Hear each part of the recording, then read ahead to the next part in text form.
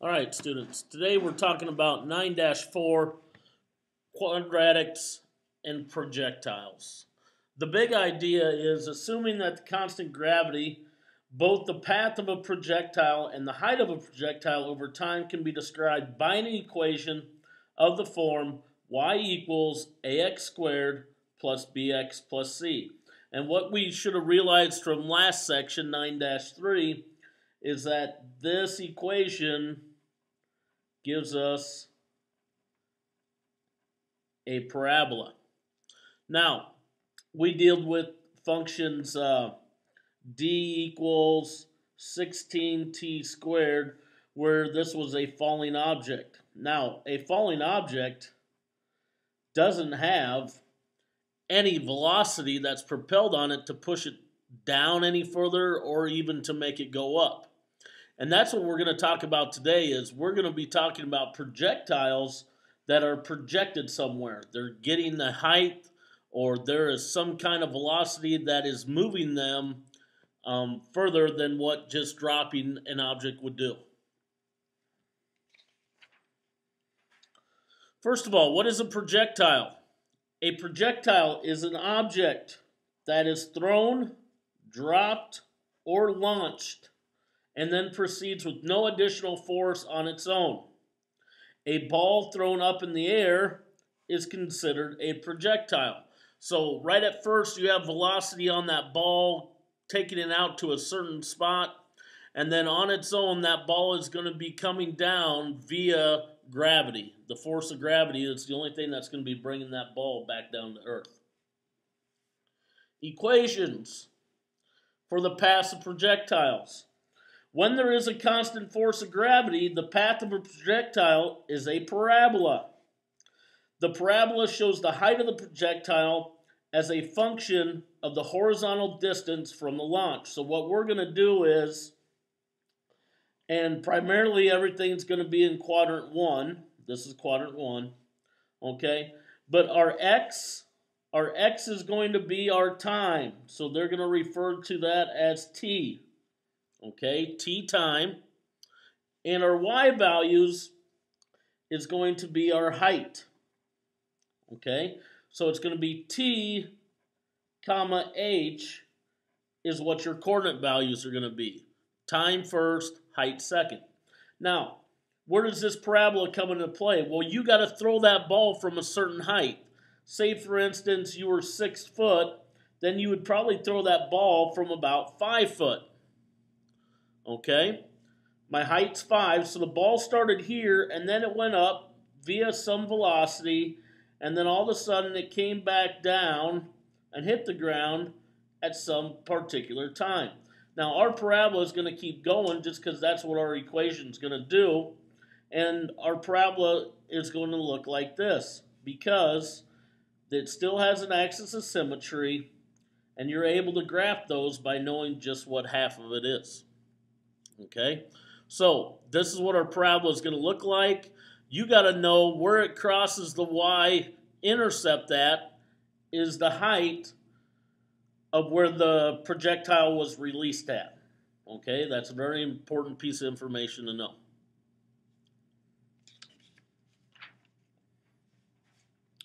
Equations for the heights of projectiles over time. The graph of Galileo's formula, d equals a negative 16t squared, is also a parabola. That parabola describes the height of the projectile as a function of the length of time since the projectile was launched.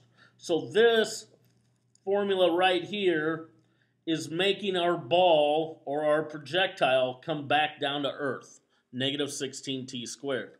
Now, this is in feet. Okay?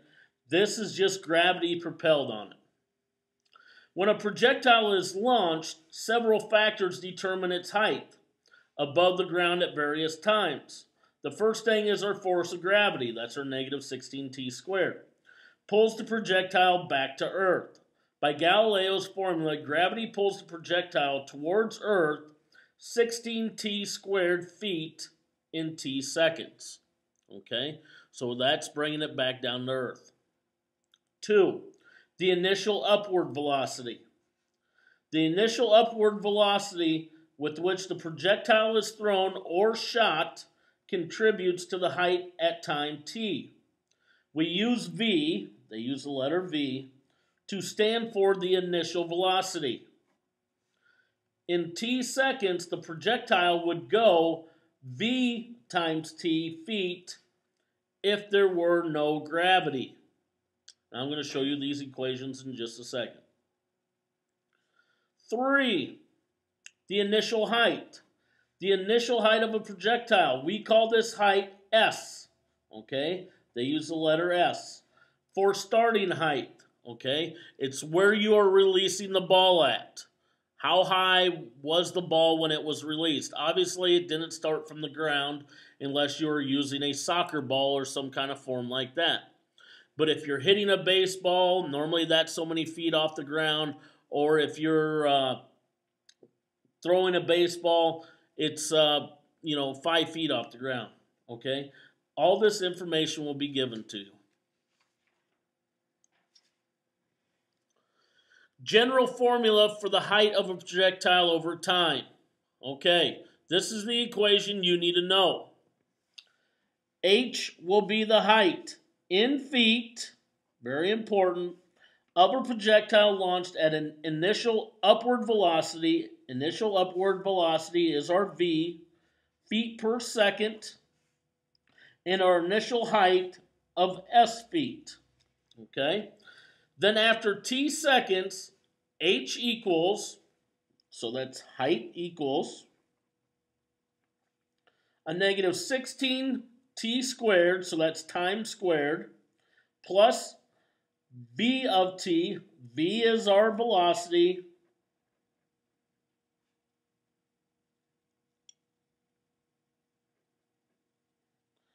and s equals starting height.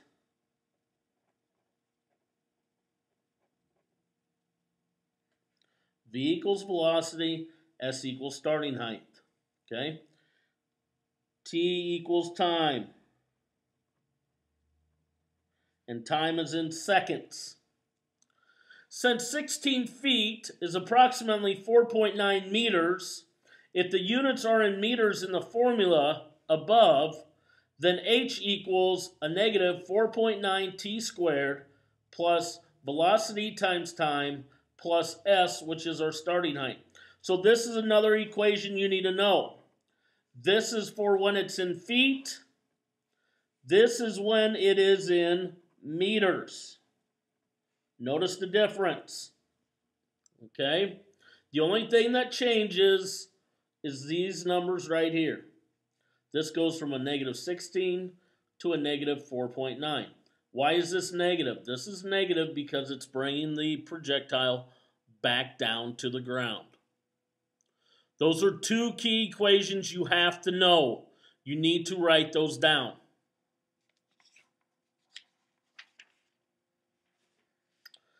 Let's look at example 1.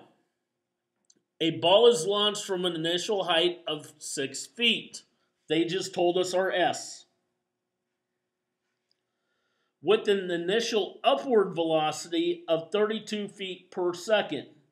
Initial upward velocity is our V. So they just told us our V. They just told us our S. A says, write an equation describing the height h in feet of the ball after t seconds. So they just want our equation. Okay? Remember the equation that is given to us. We're dealing with feet, so we're going to use the equation with feet in it.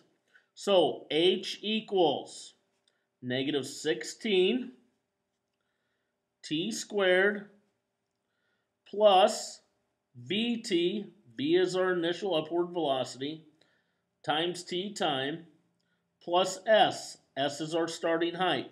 So when I write an equation, I'm going to plug in these two things. S is my initial height, which is 6, and my initial upward velocity is 32 feet per second. So let's go ahead and do that.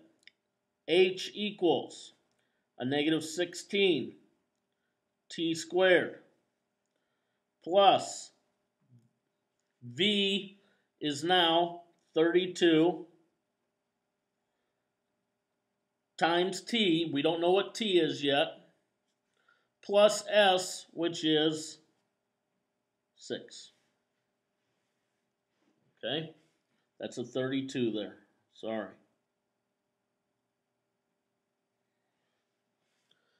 B says, how high will the ball be 2 seconds after it is thrown? Well, this is very easy. All I'm going to do is I'm going to take this thing right here and I'm going to put it onto my calculator.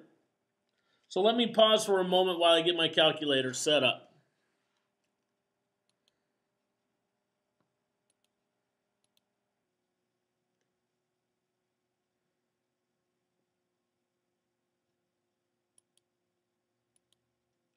Okay, so I got my calculator all set up. And I'm going to type in this equation right here, my negative 16t squared plus 32t plus 6 into my graphing calculator. So a negative 16, t is now x for our calculator, squared plus 32x, okay, plus 6. And I'm just going to graph this on the standard viewing window, much like you would. And if you notice, I can't see everything greatly.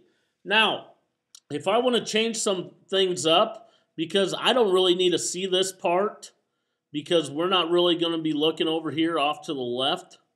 So I'm going to change my window and shrink that down. So I might start at a negative, let's just start at a negative 5. Okay. I'm going to leave my X max at 10. My X scale's at 1. That's fine. Negative 10's probably okay because we're not going to really get into negative numbers. We could bring that up to a negative 5. I need my Y max to be bigger because I couldn't see the whole thing. So I'm going to make that 20 for right now. And I'm going to hit graph. And I still can't quite see the whole thing. Notice I'm trying to find the vertex. Okay, so I can see a lot of stuff. I can see kind of where it crosses the x-axis, or y-axis, sorry. And then I'm looking, I want to find what the vertex is, so I'm going to hit y equals, or I'm going to hit my window.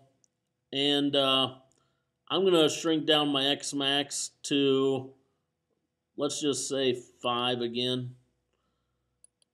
And I'm going to increase this up to 30. This is just trial and error, okay? I'm just going and putting in values until I can see everything, okay? Now I can see everything. I can see my vertex. I can see where my graph crosses the x-axis on both sides. And I can see my y-intercept. Okay, that's perfect. Okay, now you should already know your y-intercept. Why should you already know your y-intercept? Well, your y-intercept is this little guy right here. It's the ending deal. Okay, so my y-intercept is right here, your starting height. B says, how high will the ball be 2 seconds after it is thrown? Okay, well, if I go back here and I go to second function table, it's going to tell me what the height of my ball is after 2 seconds. So I go to 2. X is my time. Okay, remember, X was our time. Y is my height. So at 2 seconds, it is 6 feet in the air. Okay? How high will the ball be 2 seconds after it is thrown? The ball will be 6 feet in the air. Ball will be 6 feet in the air. C says, what is the maximum height of the ball? Well, our maximum height is going to be found on our vertex. This is the maximum height that ball could be. So I'm just going to take my cursor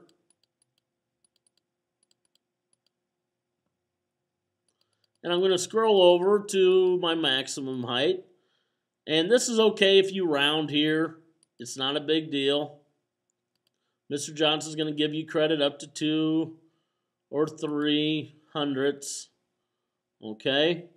But it looks to be about 22. Okay? I would probably just say 22 since I got 22.09. Or you could say 22.1. So, what is the maximum height of the ball? If you notice, the maximum height is my Y value. Okay? This X value here is how long it took the ball to get there. Well, it took just under 1 second, right? So, the maximum height of the ball is 22.1 feet. What is the maximum height of the ball? The ball hits a max height at 22.1 feet. And remember, we're in feet because that's the equation that we used. Okay? And when time was about 1 second. And I'm just kind of adding in that little piece of information because you're going to have to as well know when sometimes that ball hit that maximum height. So it's just good to add that little extra information in there. That way maybe later on you don't have to go back and look. Okay? Let's look at the last question. Example 3 says, suppose a ball is thrown upwards with an initial velocity of 22 meters per second from an initial height of 2 meters. So here they gave us our V again. Okay. Here they gave us our S. This time, however, we're in meters. So instead of using negative 16, we're using negative 4.9 t squared plus VT plus S equation. Okay, that's our meters equation. So A says, write a formula for the height in meters of the ball after t seconds. So that means just plug these in. Plug 22 in for V, plug 2 in for S. So A is going to be H equals a negative 4.9 t squared plus 22t plus 2. Okay, that's my equation. That's what I'm going to plug into my calculator. So let's go ahead and do that.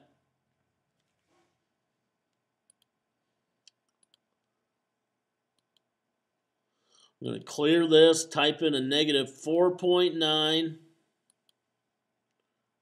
x squared plus 22 x plus 2. I'm going to hit graph. I'm going to look for my key things. Can I see my vertex in this case? Yes. Can I see my x-intercepts? Both of them? Yes. Can I see my y-intercept? Yes, but we all should know that our y-intercept is 2, right? Let me show you on your table that that's true.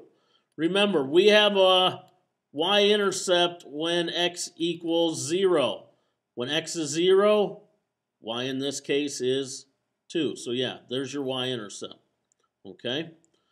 So, let's go back to here. So we got our equation. B says, estimate when the ball is 20 meters high. So they give us an H value. They give us an H value of 20 meters high, and we want to find T. So we want to know time when it is 20 meters high. So we're looking for the X value. Okay? They give us the Y value.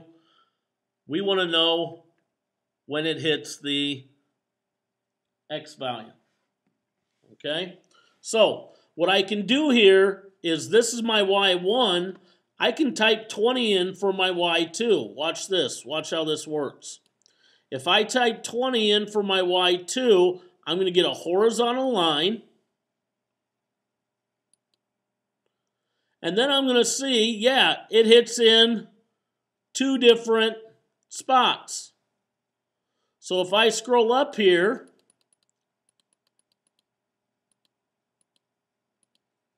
right at 20, and realize it's going to be an approximation, okay? But my time is going to be 1.17 seconds.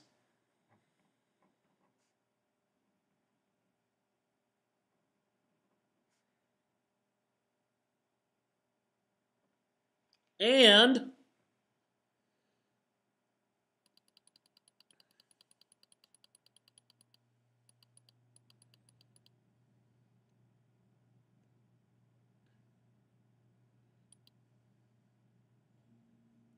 approximately 3.4 seconds.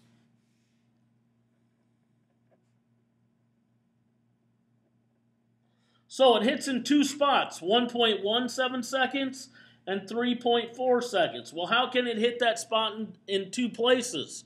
Well, as you can see on the graph, we go back to the graph, it hit that mark on the way up and surpassed it, and then it also hit it on the way back down.